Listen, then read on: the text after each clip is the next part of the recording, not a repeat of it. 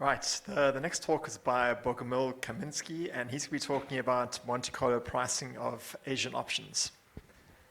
Okay, welcome everyone. My name is Kamiński, and I will be talking about how generation of random numbers scales when you go to multi-threading. So actually, we had a very nice talk about Asian option pricing yesterday.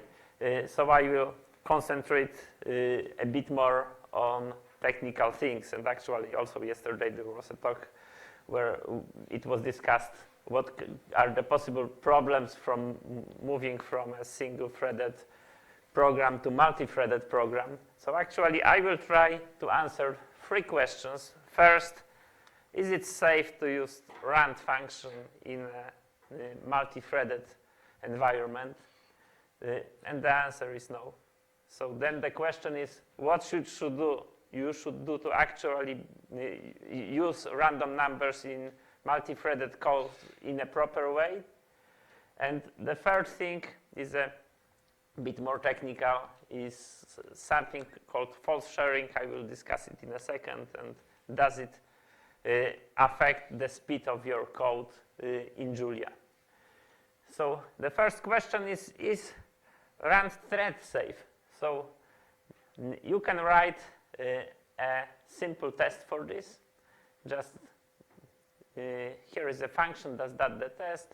I generate an array with 1 million entries, and what I do, I populate it using rand function, and this threads macro just makes the loop multi-threaded. Of course, I have earlier to start Julia to use multiple threads. So actually, what I return is I return the number of unique entries in this vector x. So if you know that Mersenne twister, and this is the random number generator that is used by Julia by default, has this period, you can calculate in Julia that actually the probability that the number of unique elements of this vector is less than 1 million, so that you hit 2 times the same value, is 10 to the power of minus 6,000. So in short, in your life, you will not see it. But if you run this code on 4 threads, for example, actually it produces less than 500,000 unique values. So actually you see that something must be wrong. You are producing duplicate values. And what is the reason for this? The reason for this is although rand does not have an exclamation mark, which is normal for Julia functions that modified some global state, actually rand modifies a global state. This global state is a global random number generation state, which is shared across threads. So the short answer is, if you want to go multi-threading, you can't use, or you should not use, just bare rand. So what you should do, actually, you should create a separate Mersenne twister object for each thread. I'm leaving out the code, I'm showing here are just the snippets, but if you go to the Jupyter Notebooks snapshot that I gave link in JuliaCon conference schedule, you will see all the details. So the simplest thing you can do is simply initialize for each thread Mersenne twister with a unique random seed, and then you can see that I create as many random number generators as there are threads, and each thread should use its own random number generator. And in general, for most applications, this is good enough, and you can again calculate it with birthday paradox approach, that actually the probability that that they will overlap is pretty low, unless you really have a lot of threads and you do a lot of simulation. If you want to be 100% sure that you have no overlap between random number generators, then you can use ramjump function. What it does, it moves forward the state of the random number generator a given number of steps. So here I use the default 10 to the power of 20 steps. So then you are sure that one random number generator will not overlap with the other. And here is the code you should use in JuliaCon.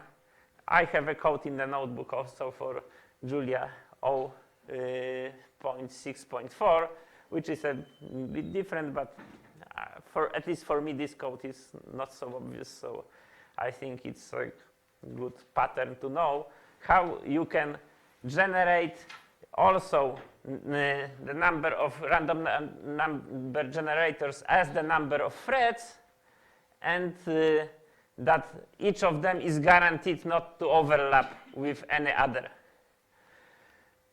So now the question is, if I generate several such random number generators, is there a risk of false sharing? So first, to understand what I'm talking about, just let me comment on what false sharing is. False sharing is a feature of modern CPUs that if several threads modify parts of memory that are close to each other, then invalidate cache. One thread invalidates cache for the other thread. So what you do, and this is a simple recipe, one of possibilities, that actually you have what you have generated here in a single thread, but then you push it through a loop that is multi-threaded, and you allocate actually deep copy, or you actually for merge and twist you could also just use copy, just create an identical merge and twister that you had, but it's allocated by the thread. So this guarantees that they will be separated in the memory. I'm in the code, you have the code for Asian options, but let me just show you the results. So actually, when I submitted the talk, it was Julia 0.644, and I wanted to tell you that you have to do this. But there is magic. In Julia 0.7, you don't have to do this. and this is, and I think this is nice. So what did Julia devs do that they got rid of false sharing? Actually, they didn't. And this is a side effect of a change in the code. I think it was not intended. But actually, as a side effect, it got better. So what did change? Actually, the implementation of merge and twister changed. And the implementation changed that the old struct for merge and twister had 32 bits, and now it has 48. What is the consequence? The consequence is that if you check what are the memory locations of random number generators in 0.6.4, they are separated by 38 bits. What it means? It means that they overlap because the cache size in normal CPUs is 64 bytes, which means that actually they all invalidate each other. But in Julia 0.7, because this structure is a bit larger, then they are separated by 64 bits, and it's all okay. They don't invalidate each other, and we do not have the problem with false sharing. Still, you might want to do this because on some specific machines you might have NUMA issues, so non-uniform memory access, where still it might be better to have a random number generator allocated locally. But at least for normal usages, Julia 1.7 solved the problem of false sharing. And you can see that it's like 2 times faster this way. So this is a nice thing. And what I liked about it is actually that Julia allows you to dig into it and understand what's going on. So it's not only that you can benchmark, but you can exactly understand what is the reason for your problems, and then of course the good thing is that you are able to solve it because you understand what's going on. So to sum up, be careful with multi-threading. This is the first lesson learned. It is easy to fix, and actually on GitHub it is not a registered package, but there are some recipes and it's updated to Julia 1.0. How you can do this with multi-threading.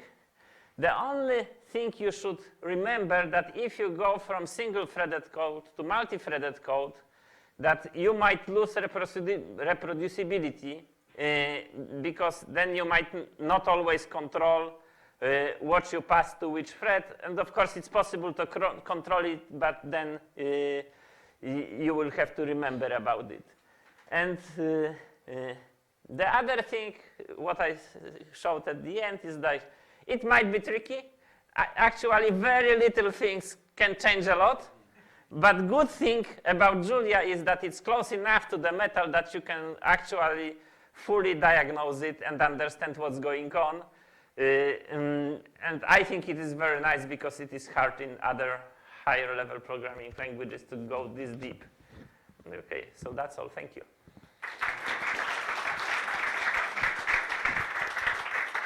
Thank you, Bogomil. It's time for a question.